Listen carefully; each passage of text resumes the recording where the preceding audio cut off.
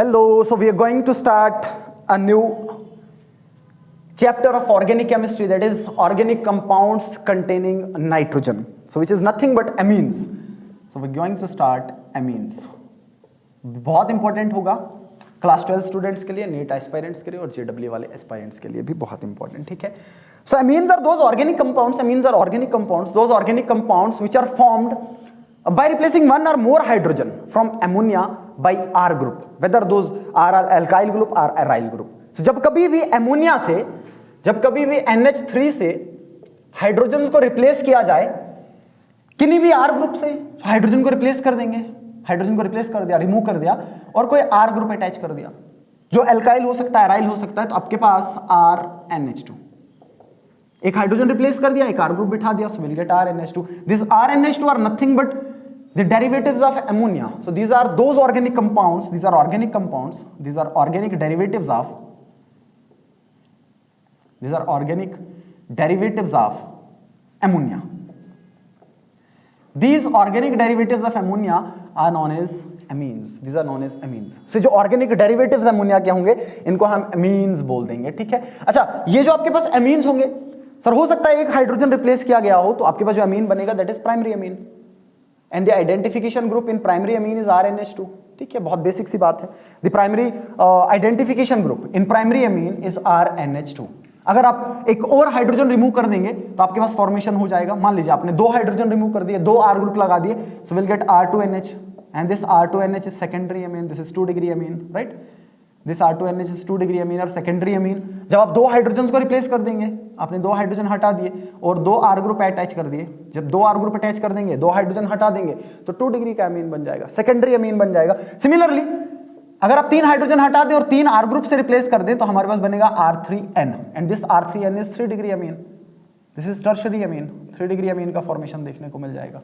Okay, और अगर आप इसके बाद भी रिप्लेसमेंट करना चाहें तो आपके पास सॉल्ट्स का फॉर्मेशन होगा, क्वाटरनरी अमोनियम सॉल्ट्स का फॉर्मेशन देखने को मिल जाएगा, ठीक है. So amines are organic compounds, those organic compounds which are derived from ammonia by replacing these hydrogens by R group, where R group are either alkyl group or aryl group. या तो ये alkyl group होंगे या तो ये aryl group होंगे. और जो जनरल रिप्रेजेंटेशन अमीन्स का हमेशा दिया जाता है that is RNH2, that is RNH2 which is basically a primary amine, but generally इसको RNH2 से ही रिप्रेजेंट किया जाता है. अच्छा, इसके बाद जो केमिस्ट्री ने अमीन्स की कुछ डिटेल लिख रखी है स्टार्टिंग में, उस चीज को हम देख लेते हैं. बहुत थ्योरेटिकल सी डिटेल है बट बहुत इंपॉर्टेंट डिटेल है. ओके, जो अमीन्स होंगे,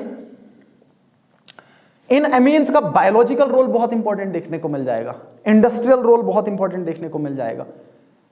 बहुत सारे फील्ड्स में आपको अमीन्स देखने को मिल जाते हैं. जो पहली बात एनसीईआरटी लिखता है that is amines, these are found in alkaloids, ये एल्केलॉइड्स में देखने को मिलेंगे. These are found in vitamins, these are found in hormones. बहुत इंपॉर्टेंट पॉइंट, इन पॉइंट से पहले सवाल नीट में नहीं बना है, बहुत इंपॉर्टेंट पॉइंट, थ्योरेटिकल से पॉइंट है, ठीक है. सो अमीन्स का एल्केलॉइड्स में देखने को मिल जाएंगे, विटामिन्स में देखने को मिल जाएंगे, हार्मोन्स में देखने को मिल जाएंगे.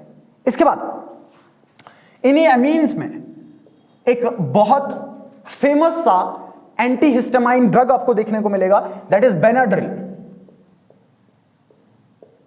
Benadryl, this Benadryl is a very famous antihistamine. Benadryl is a very famous antihistamine and it contain tertiary amine group. It contain tertiary amine group, ठीक है. इसमें आपको tertiary amine group देखने को मिल जाएगा, tertiary amine group देखने को मिल जाएगा. It's very important. So Benadryl, an antihistamine which contain tertiary amine group. अच्छा, इसके अलावा biologically active compounds में भी आपको देखने को मिलेगा. इसके अलावा आपको मिलेगा biologically active compounds like adrenaline and ephedrine. ये जो हार्मोन्स हैं एड्रेनालाइन एंड इफेड्राइन, इनमें भी आपको देखने को मिलेगा amines, that is secondary amine. Secondary amine 2 degree amines देखने को मिल जाएंगे, सेकेंडरी अमीन्स इनमें देखने को मिल जाएंगे, ठीक है. ये बहुत इंपॉर्टेंट, बायोलॉजिकली बहुत इंपॉर्टेंट, ठीक है. ये जनरली इन ड्रग्स का यूज किया जाता है ब्लड प्रेशर को हाई करने के लिए, ब्लड प्रेशर को इंक्रीज करने के लिए, बीपी को इंक्रीज करने के लिए, to increase blood pressure. To increase blood pressure, ठीक है। अच्छा, इसके अलावा एक और important drug that is Novocain. Novocain a very important drug, नोवोसिन।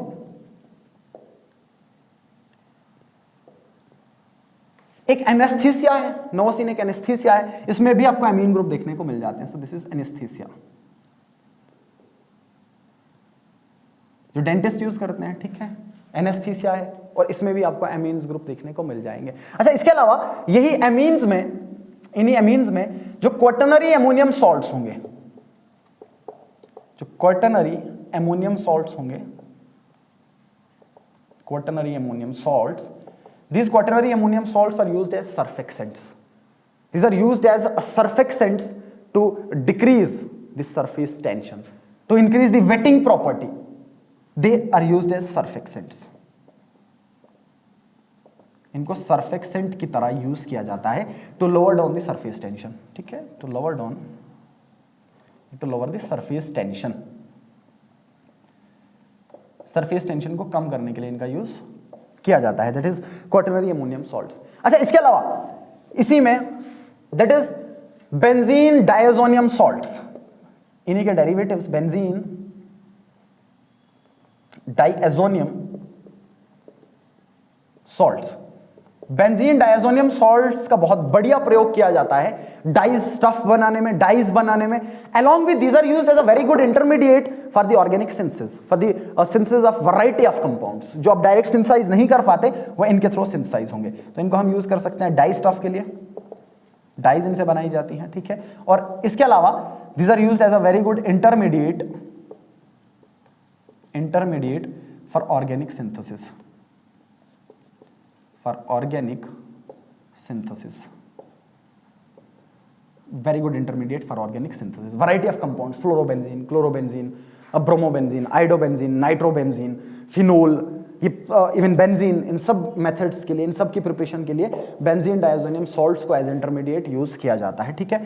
सो ये कुछ इंपॉर्टेंट एप्लीकेशन आप मान लीजिए जो एनसीईआरटी ने स्टार्टिंग में ही लिख रखी है, इन बातों पे ध्यान रखना है आपको, ये बहुत इंपॉर्टेंट हो जाते हैं कॉम्पिटिटिव के लिए भी, ठीक है। अच्छा, इसके बाद कंटिन्यू करते हुए हम देख लेंगे स्ट्रक्चर ऑफ एमीन्स, कि एमीन्स का स्ट्रक्चर आपको कैसा देखने को मिल जाएगा। अच्छा, एमीन्स के स्ट्रक्चर की बात करें तो एमीन के स्ट्रक्चर को कंपेयर करके पढ़ा जाता है, जो एनसीईआरटी ने लिख रखा है इसके पेरेंट सबस्ट्रेट से जहां से ये बनते हैं, that is ammonia. So ammonia से कंपेयर करके इसको हमने देखना है, ठीक है। सो मैं यहाँ पे एमोनिया का स्ट्रक्चर बना लेता हूँ, इट्स वेरी सिंपल, तो बहुत सिंपल सा है, ठीक है। So the ground state of nitrogen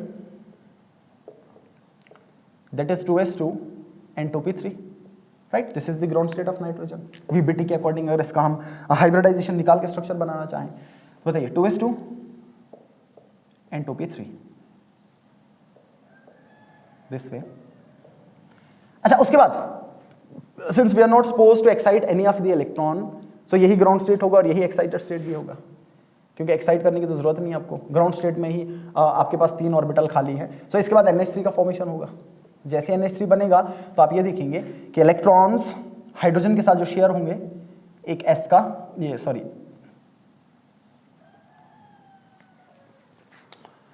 right, this is 2s2 2p3, okay, so 1 2 and 3। जो इलेक्ट्रॉन्स होंगे, हाइड्रोजन एक इलेक्ट्रॉन यहाँ पे शेयर करेगा, एक इलेक्ट्रॉन यहाँ पे और एक इलेक्ट्रॉन यहाँ पे शेयर कर देगा, the hybridisation will be sp3, so hybridisation will be sp3 एक s का ऑर्बिटल पार्टिसिपेट करेगा विच कंटेन लोन पेयर, जो लोन पेयर की फॉर्म में प्रेजेंट होगा, और 3 p के पार्टिसिपेट कर जाएंगे, सो हाइब्रिडाइजेशन आ जाएगा sp3। If hybridisation is sp3 and 1 lone pair is also present, then the shape becomes pyramidal, the shape becomes pyramidal, geometry is tetrahedral, no doubt in that, but shape is pyramidal। so इसका shape हो जाएगा, shape is pyramidal, काफी simple सा shape pyramidal, और इसका जो geometry होगा that is tetrahedral, and the bond angle very important, the bond angle is 107, 107 degree bond angle देखने को मिल जाएगा एमोनिया में। अच्छा, अब एमीन्स के साथ इसको कंपेयर करें तो आप ये देखेंगे कि अगर सबसे सिंपल वाला एमीन भी मैं ले लूं, सबसे सिंपल वाला एमीन आपको देखने को मिल जाएगा ट्राइमिथाइल एमीन। मान लीजिए मैं 3 हाइड्रोजन्स को 3 CH3 ग्रुप से रिप्लेस कर देता हूं, सबसे लाइटर वाले ग्रुप से, दैट इज CH3, कुछ इस तरीके से रिप्लेस कर देंगे, और सिमिलरली स्ट्रक्चर ऐसा ही होगा, तो यहां पे एक लोन पेयर भी देखने को मिलेगा। So no doubt the structure of trimethylamine or even amines is similar to that of ammonia, that is the shape is pyramidal. The shape will be pyramidal. Shape is pyramidal, बिल्कुल pyramidal shape का देखने को मिल जाएगा, ठीक है। अच्छा, इसके बाद जो ज्योमेट्री आपको देखने को मिलेगा वो टेट्राहेड्रल होगा, और इसके अलावा जो हाइब्रिडाइजेशन आपको देखने को मिलेगा वो फिर से sp3 देखने को मिलेगा, अगेन सिमिलर। बट एक पॉइंट जो इन दोनों में डिस्टिंग्विश करेगा वो है इनका बॉन्ड एंगल, जो क्लियर कट एनसीईआरटी ने लिख रखा है, ठीक है। अब ये जो मिथिल ग्रुप यहाँ पे प्रेजेंट है सर, क्योंकि मिथिल ग्रुप बहुत बल्की होंगे कुछ इस तरीके से, CH3 CH3 CH3, ये स्पेस में बहुत ज्यादा फैले होंगे as compare to the hydrogen which is present in ammonia. Hydrogen is a lighter group, hydrogen is a lighter atom, but this methyl group is a very bulky group, and due to the bulkiness of this methyl groups इनके बीच में repulsion बढ़ जाते हैं।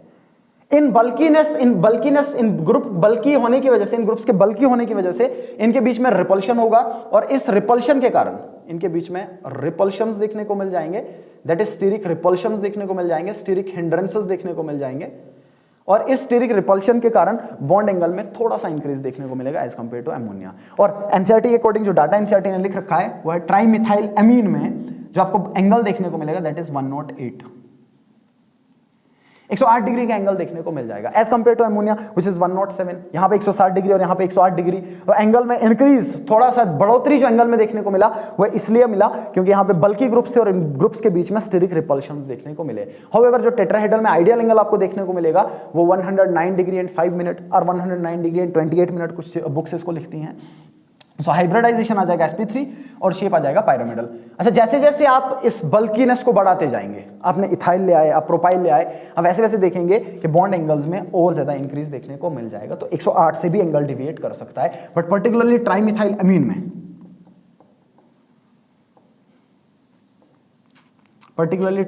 अमीन में, that is CH3 thrice N, इस compound में आपको जो एंगल देखने को मिलेगा वो मिलेगा 108 डिग्री का, ठीक है। तो बहुत सिंपल सी बात, इसके स्ट्रक्चर की बात, काफी सिंपल सी बात। अच्छा, इसके बाद, इसके स्ट्रक्चर के बाद,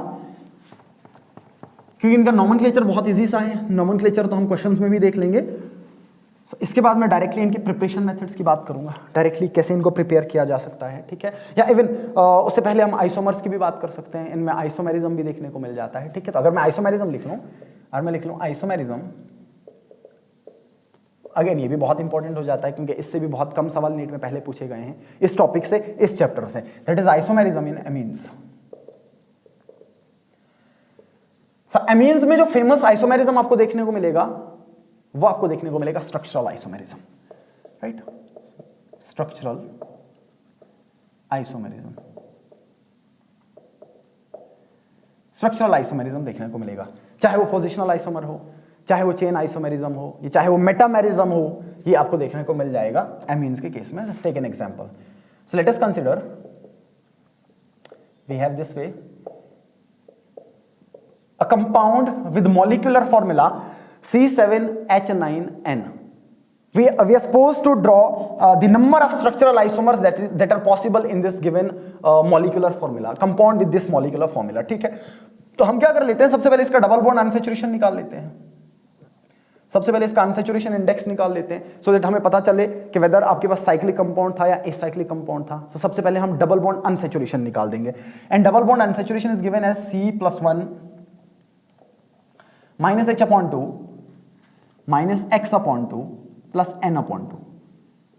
बहुत इंपॉर्टेंट फॉर्मूला है, एल्डिहाइड कीटोन्स में भी ये बहुत मेजोरिटी में यूज किया जाता है, और ऑर्गेनिक में बहुत इंपॉर्टेंट कॉन्सेप्ट है, that is double bond unsaturation, to identify whether unsaturation is present in a molecule or not, whether a molecule is cyclic or acyclic, ये चीज भी आप इससे आइडेंटिफाई कर सकते हैं, ठीक है। तो जब मैं डबल बॉन्ड अनसैचुरेशन निकाल दूं इस गिवन फॉर्मूला पे, so the number of carbon atoms are 7, so will get 7 + 1, right. Formula is C+1 -H/2 -X/2 plus N/2। Oxygen इस फॉर्मूला में इंक्लूड नहीं होता, ठीक है। तो 7 + 1, कार्बन 7 थे, मैंने +1 कर दिया, minus hydrogen 9, so 9/2 minus X, so there is no X, तो डायरेक्टली मैं 0 लिख देता हूं, है ही नहीं, अवेलेबल ही नहीं आपके पास, ठीक है ना। प्लस नाइट्रोजन आपको देखने को मिलेगा 1, सो 1/2, ओके। सो ये आ जाएगा आपके पास 8, 7 + 1 8, and this will be 2 common ले लेते हैं और आपके पास बन जाएगा 9 - 1 8, ओके। 2 हमने डिनोमिनेटर में कॉमन ले लिया, 9 में से 1 निकाल दीजिए, 8 बच जाएगा, and 8/2 is 4, so 8 - 4 is 4। So double bond unsaturation is 4, सो इसका जो DBU आएगा वो 4 आएगा। और जब कभी भी आपका DBU 2 से ज्यादा आ जाएगा तो आप हमेशा देखेंगे, ये तो 4 आ गया, आप हमेशा देखेंगे कि रिंग प्रेजेंट होगा, हमेशा there is possibility of ring. So there is 1 ring, 4 आने का मतलब there is 1 ring and 3 double bond, 3 double bond, ये मेजर पॉसिबिलिटी है जो 4 में आपको देखने को मिलेगा। और यही डबल बॉन्ड अनसैचुरेशन आपको बेंजीन का भी 4 देखने को मिलेगा। जब आप इसी फॉर्मूला को बेंजीन पे लगा देंगे तो आप देखेंगे बेंजीन का भी DBU 4 आ जाता है। इसका मतलब ये होगा कि 1 रिंग और 3 डबल बॉन्ड, तो कुल मिला के आपके पास एक बेंजीन रिंग प्रेजेंट है। तो कुल मिला के there is formation of, there is possibility of benzene ring. Benzene हमेशा मेजॉरिटी में यही देखने को मिलेगा आपको कि बेंजीन रिंग प्रेजेंट होगा, ठीक है। तो हम बेंजीन रिंग ड्रॉ कर लेते हैं, देखिएगा पहला आइसोमेरिक फॉर्म कुछ इस तरीके से मैंने बेंजीन रिंग ड्रॉ कर दिया, ओके। तो DBU 4 आ गया, बेंजीन रिंग ड्रॉ कर दिया। अच्छा, बेंजीन रिंग जैसे मैंने ड्रॉ कर दिया तो कार्बन आ गया आपके पास 6, बट कार्बन 7 थे। इसका मतलब ये हुआ कि कहीं ना कहीं एक और कार्बन भी प्रेजेंट है और इसके अलावा प्रेजेंट होगा, तो ऑब्वियस है मिथाइल की फॉर्म में प्रेजेंट होगा। मान लीजिए मैं ऐसा लिख लेता हूँ, मिथाइल फॉर्म में, मिथाइल ग्रुप लगा लिया मैंने, एक ही कार्बन प्रेजेंट था, ठीक है। अच्छा, इसके बाद कार्बन आपके पास आ गए 6 और एक 7, कार्बन कंप्लीट हो गए, ओके। उसके बाद आपके पास हाइड्रोजन आ गए 9, हाइड्रोजन हमारे पास हो गया अभी तक 8 हो गए, हाइड्रोजन अभी तक 8 हो गए। अब क्योंकि ये टॉपिक हमने अमीन से उठा रखा है तो ऑब्वियस एक NH2 ग्रुप भी प्रेजेंट होगा, ठीक है। तो मैं कहीं पे भी एक NH2 ग्रुप लगा ले, तो मान लीजिए मैंने यहाँ पे लगा लिया NH2 ग्रुप, ओके। तो ये पहला आइसोमेरिक फॉर्म, देखते हैं क्या इस पे कंप्लीट इन्फॉर्मेशन ये बैठ रही है या नहीं बैठ रही है। सो कार्बन 7, राइट, 6 बेंजीन के, एक ये 7 हो गया, कार्बन हो गए 7, हाइड्रोजन 9, 4 बेंजीन के और 3 ये हो गए 7 और 2 ये हो गए 9, बिल्कुल कंप्लीट है। और नाइट्रोजन 1 और नाइट्रोजन 1, बिल्कुल। सो ये आपका मिल जाएगा एक compound. So this compound is paratoluidine, right? This is paratoluidine. पैराटोलिडीन, पहला कंपाउंड आपको जो देखने को मिलेगा वो पैराटोलिडीन है। अच्छा, क्या इसका एक और आइसोमेरिक फॉर्म मिलेगा? बिल्कुल, इसके 2 आइसोमेरिक फॉर्म, बहुत सिंपल से 2 पोजिशनल आइसोमर्स जो आपको देखने को मिलेंगे वो आपके होंगे मेटा फॉर्म और ऑर्थो फॉर्म। सो NH2 ग्रुप यहीं पे रख लेता हूं मैं, और इसके रेस्पेक्ट में मैं CH3 को हटा के मेटा पे लगा देता हूं। So we get meta toluidine. So दूसरा आपके पास मिलेगा मेटाटोलिडीन। सिमिलरली जो तीसरा फॉर्म आपको देखने को मिलेगा वो आपको देखने को मिलेगा कि अब इस CH3 ग्रुप को मेटा पे लगा के ऑर्थो पे लगा दीजिए।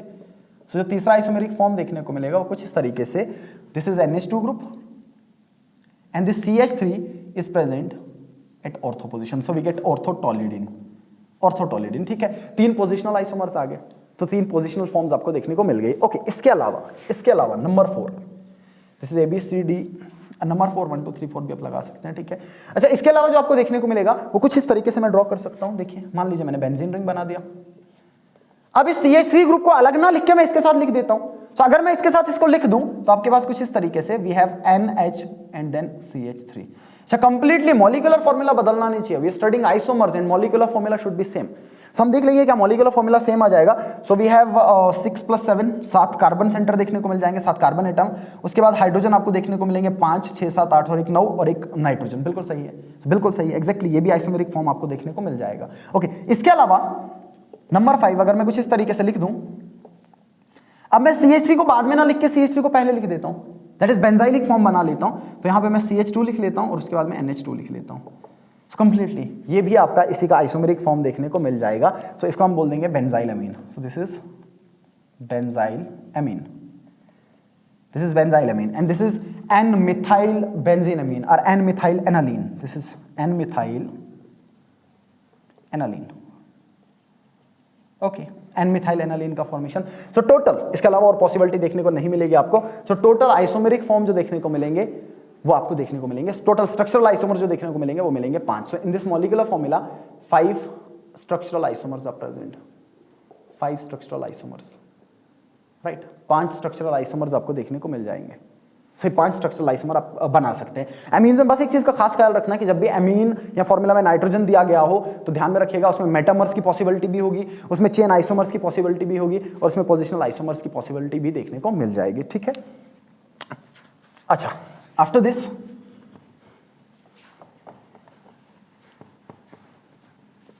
let's try another one। एक और मॉलिक्यूलर फॉर्मूला मैं लिख देता हूं, इसके आइसोमेरिक फॉर्म बनाने की ट्राई करते हैं, ठीक है। मान लीजिए मैं लिख लेता हूं C4H11N, ठीक है। C4H11N, सबसे पहले ये देखेंगे क्या रिंग प्रेजेंट तो नहीं होगा, तो उसके लिए हमें डीबीयू निकालना पड़ेगा। तो सबसे पहले हम डीबीयू निकाल लेंगे कि कहीं साइक्लिक फॉर्म तो नहीं है। जब हम डीबीयू निकालेंगे so we have C+1, the formula is C+1 again minus H/2 minus X/2 plus N/2, ठीक है, ये फॉर्मूला देखने को मिलेगा। अच्छा, कार्बन एटम आपके पास 4 हो गए, 4 + 1 5 माइनस H 11, सो 11/2 प्लस क्योंकि X है प्रेजेंट नहीं है, then nitrogen, and nitrogen we have 1/2, nitrogen 1 है तो 1/2 आ जाएगा, ठीक है। सो दिस इज 5 माइनस ये आपका आ जाएगा 10, 10/2 इज 5, 5 - 5 इज 0, right, OP, nice. There is no unsaturation in given compound. इसका मतलब ये होगा कि आपका जो गिवन कंपाउंड है ना ही उसमें डबल बॉन्ड है, ना ही उसमें ट्रिपल बॉन्ड है, ना ही कोई साइकिल प्रेजेंट होगा। सो this is completely aliphatic, this is completely aliphatic and more ever saturated, more ever saturated, saturated देखने को मिलेगा। एलिफेटिक और सैचुरेटेड, एलिसाइक्लिक भी नहीं होगा, कोई साइक्लिक प्रेजेंट नहीं होगा, ठीक है। अच्छा, इसके बाद इसके आइसोमेरिक फॉर्म बनाने की ट्राई कर लेते हैं कि कैसे कैसे आइसोमेरिक फॉर्म बन सकते हैं। तो पहला फॉर्म जो आप सिंपली नॉर्मल फॉर्म में बना लेंगे, 4 carbon atom, so we have 4 carbon atom and then NH2, right, amine, simple सा एमीन है, ठीक है। सो 4 कार्बन एटम और NH2 देख लेते हैं। So we have 1 2 3 4 carbon atom 4 and hydrogen 3 4 5 6 7 8 9 10 11 11 and then 1 nitrogen, ठीक है। पहला फॉर्म ये बन जाएगा। दूसरा फॉर्म सर, इसको प्राइमरी में ना बना के 1 डिग्री में ना बना के इसको 1 डिग्री में ही बना सकता हूं, बट पोजीशन नंबर 2 पे अटैच कर दूंगा कुछ इस तरीके से। तो यहां पे आ जाएगा आपका NH2, इस ग्रुप को मेंशन कर दूं, यहां पे लिख लेता हूं मैं NH2, ये दूसरा फॉर्म बन जाएगा, ठीक है। ये दूसरा फॉर्म आपको देखने को मिल जाएगा। जब हमने पहला वाला बना लिया, this is butane 1 amine and this is butane 2 amine, ठीक है। नॉमेनक्लेचर बहुत इजी है इनका लिखना, ब्यूटेन 2 एमीन। तीसरा, अच्छा, इसी फॉर्म को मैं बना के, ये जो बना रखा मैंने, इसी फॉर्म को बना लेता हूं, या इस फॉर्म को बना के यहां पे एक ब्रांच लगा लेता हूं कुछ इस तरीके से। ये NH2, ध्यान से देखिएगा, पहले वाले को ही यहां से ये वाला हटा के यहां पे ब्रांच लगा देता हूं मैं, पहले वाले को हटा के यहां पे ब्रांच लगा देता हूं मैं, ठीक है ना। सो कुछ इस तरीके से आपको देखने को मिलेगा 1 2 3 और यहां पे मैंने ब्रांच लगा दिया। दिस इज 1 2 3 4, राइट, 1 2 3 4 ये आपका बन गया। दैट इज, इसका जब हम नाम लिखेंगे, सो this is 1 2 3 4, that is butane 2 amine, this is butane 2 amine, right, butane 2 amine देखने को मिल जाएगा। Again this is butane 2 amine, एक सेकेंड, ये ऊपर वाला और निचले वाला सेम हो जाएगा, ये ऊपर वाला और निचले वाला सेम हो जाएगा। This is also butane 2 amine ना, right, this is also butane 2 amine, this is also butane 2 amine. ये वाला फॉर्म नहीं बनाएंगे, ठीक है, हम कुछ इस तरीके से बना लेते हैं। चलिए सेकेंडरी बना लेते हैं, इसका सेकेंडरी फॉर्म बना लेते हैं कुछ इस तरीके से। वी हैव NH इस तरीके से, right, 1 2 3 4 4 carbon atom, secondary form हमने बना लिया इसका, दैट इज N-इथाइल इथेरामीन, N-इथाइल इथेरामीन बन जाएगा, ठीक है। इसी फॉर्म को मैं इस तरीके से बना सकता हूं। नंबर 4, इसी को मैं इस फॉर्म से बना सकता हूं कि इस साइड इथाइल ना रख के सिर्फ मिथाइल रख सकता हूं मैं कुछ इस तरीके से, दैट इज NH, और इस साइड मिथाइल रख लेता हूं इथाइल के बजाय, ठीक है, मैंने मिथाइल ग्रुप लिख लिया। और जो आपके पास ये बच गया उसको मैं इस साइड लगा लेता हूं ब्रांच बढ़ा के, ठीक है। तो ये बन जाएगा आपके पास N-मिथाइल प्रोपेनामाइन, N-मिथाइल प्रोपेनामीन, N-मिथाइल प्रोपेनामीन, नंबर 4। अच्छा, नंबर 5 क्या और भी बना सकते हैं, ठीक है, बिल्कुल हम इसके अलावा भी बना सकते हैं। तो इस फॉर्म को मैं यहां पे जोड़ के, इस मिथिल ग्रुप को यहां पे ना जोड़ के आइसो फॉर्म में जोड़ लेता हूं, कुछ इस तरीके से आपको एक और फॉर्म देखने को मिलेगा, that is NH, secondary form बन रहा है, ठीक है, और यहां पे आपको ये फॉर्म देखने को मिलेगा 1 2 3 4, राइट, दैट इज N-मिथाइल आइसोप्रोपाइलेमीन, N-मिथाइल आइसोप्रोपाइलेमीन देखने को मिल जाएगा, ठीक है। नंबर 6, क्या इसके अलावा भी हम कोई और फॉर्म इसका ड्रॉ कर सकते हैं? सब बिल्कुल एक और फॉर्म ड्रॉ कर सकते हैं। कैसे कर लेंगे हम कि इस मिथिल ग्रुप को इधर ना जोड़ के मैं यहीं पे ब्रांच फॉर्म बना लूं कुछ इस तरीके से, and this is NH2, this is NH2, 1 2 3 4 1 2 3 4, ठीक है। तो इस फॉर्म में भी हम इसको बना सकते हैं, राइट, इस फॉर्म में भी ये बन जाएगा। ये एक और आइसोमेरिक फॉर्म इसका देखने को मिल सकता है, ठीक है। अच्छा, क्या इसके अलावा भी कहीं पॉसिबिलिटी हमें देखने को मिल सकती है? इसके अलावा बिल्कुल एक पॉसिबिलिटी और देखने को मिल जाएगी जहां पे हम इस ग्रुप को यहां पे अटैच कर सकते हैं। तो कुछ इस तरीके से आपको देखने को मिलेगा, this way, this is NH2 and this is methyl group. So we have 1 2 3 4 1 2 3 4। ये फॉर्म पहले, हाँ राइट, ये फॉर्म पहले नहीं आया, ठीक है ना। सो अगेन दिस वे, यहां पे आप देख पा रहे होंगे यहां पे दोनों साइड ग्रुप्स थे, यहां पे एक ही साइड ग्रुप है, ये सेकेंडरी था, ये प्राइमरी है। इसमें ध्यान दीजिएगा, ये सेम नहीं है, ये प्राइमरी वाला है और ये सेकेंडरी वाला था, ठीक है। तो नंबर 7, अच्छा क्या एक और बना सकते हैं? क्या और भी पॉसिबिलिटी हमें देखने को मिल जाएगी? क्या कुछ और पॉसिबिलिटी भी हमें देखने को मिल सकती है, राइट? बिल्कुल सही, एक पॉसिबिलिटी और मिल जाएगी कुछ इस तरीके से। अगर मैं ऐसा लिख दूं, 2 मिथिल ग्रुप यहां पे अटैच कर दूं और इस साइड इथाइल बना लूं। अगेन इससे पहले ये कहीं पे नहीं बना, ठीक है ना? That is NN dimethyl ethanamine, NN dimethyl ethanamine, ये भी आपको देखने को मिलेगा। और ये 3 डिग्री वाला, ये 3 डिग्री वाला, this is 1 degree, right? This is again 1 degree, this is again this is 2 degree, right? This is 2 degree again, this is 2 degree, this is 1 degree and this is 1 degree. इसके अलावा possibility नहीं होगी। So in total with this molecular formula we can draw 8 isomeric form. So इसमें total आपको 8 isomeric form देखने को मिलेंगे, total 8 isomeric form. आप इनके नाम भी लिख सकते हैं, नाम लिखना बहुत इजी हो जाएगा, ठीक है? इसमें से आपको 4 1 डिग्री वाले देखने को मिल जाएंगे, एक 3 डिग्री वाला देखने को मिल जाएगा, और इसके बाद आपको 2 डिग्री वाले 3 देखने को मिल जाएंगे, ठीक है? So these are the isomeric form, these are the structural isomers with this molecular formula. So ये स्ट्रक्चरल आइसोमर्स आपको देखने को मिल जाएंगे, ठीक है जी? अच्छा, इसके बाद आइसोमर्स को कंटिन्यू करते हुए आप इस पे और क्वेश्चंस लगा सकते हैं, ठीक है? हम एक अलग से सेशन भी इस पे लगा देंगे जहां हम सिर्फ क्वेश्चंस प्रैक्टिस करेंगे। सो मैं कंटिन्यू करता हूं और इसके बाद हम प्रिपरेशंस देख लेते हैं, कैसे इनको प्रिपेयर किया जाता है, क्या क्या मेथड्स इनके प्रिपरेशन के हैं, जो बहुत इंपॉर्टेंट है, ठीक है?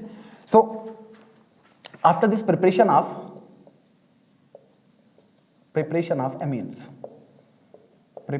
amines, both aliphatic as well as aromatic, study this together, aliphatic as well as aromatic amines का preparation. Okay, the first method, all the methods that we are considering over here are NCERT based, सारे के सारे method NCERT से लिए गए हैं, ठीक है? सो पहला मेथड amines को बनाने का, that is from nitro compounds.